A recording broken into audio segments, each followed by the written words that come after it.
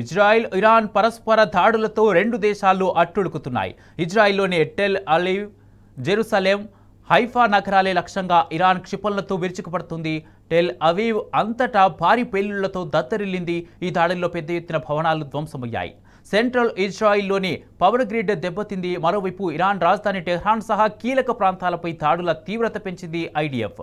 Tehran గగనతలంపై పూర్తి నియంత్రణ సాధించామని ప్రకటించింది. ఎప్పుడంటే అప్పుడు తమ యుద్ధ విమానాలు ఇరాన్ రాజధానిపై దాడులు చేయగలవని పేర్కొంది.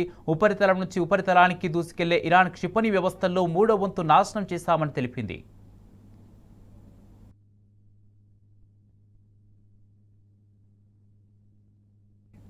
ఈ విషయాన్ని ఇజ్రాయెల్ ప్రధాని నెతన్యాహు ధృవీకరించారు.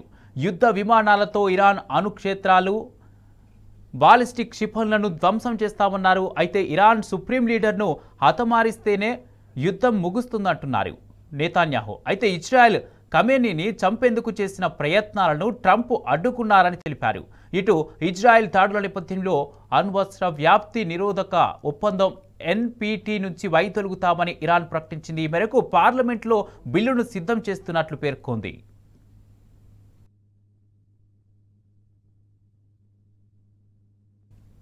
ఇదిలా ఉంటే ఇజ్రాయెల్ ఇరాన్ మధ్య యుద్ధం మరింత తీవ్రమైన వేళ అమెరికా అధ్యక్షుడు ట్రంప్ కెనడాను వీడారు.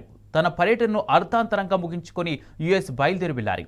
G7 శిఖరాగ్ర సదస్సు కోసం కెనడా వచ్చిన ఆయన తక్షణమే టెహ్రాన్ను ఖాళీ చేయాలంటూ ఇరానీలకు సూచించారు. కాగా ఇరాన్ సుప్రీం లీడర్ ఖమేనీ హతమైతేనే యుద్ధం ఆగుతుందన్న నెతన్యాహు స్టేట్మెంట్ నేపథ్యంలో ట్రంప్ హడావుడిగా అమెరికా వెళ్లడం ప్రాధాన్యం సంతరించుకుంది.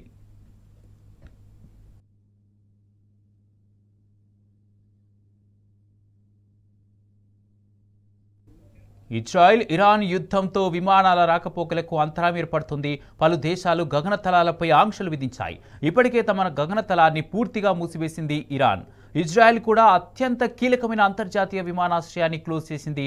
ఇటు లెబనాన్, జోర్డాన్, ఇరాక్లోనూ విమానాల రాకపోకలు నిలిచిపోయాయి. దీంతో వేలాది మంది ప్రయాణికులు ఇబ్బందులు పడుతున్నారు. ఇంకా ఎక్కడికి వెళ్లాలో తెలియక ఎయిర్పోర్ట్లో పడిగాపులు కాస్తున్నారు. ఇదిలా ఉంటే 5 రోజులుగా ఇరు దేశాల యుద్ధంలో భారీగా ప్రాణ ఆస్తి నష్టం సంభవించింది.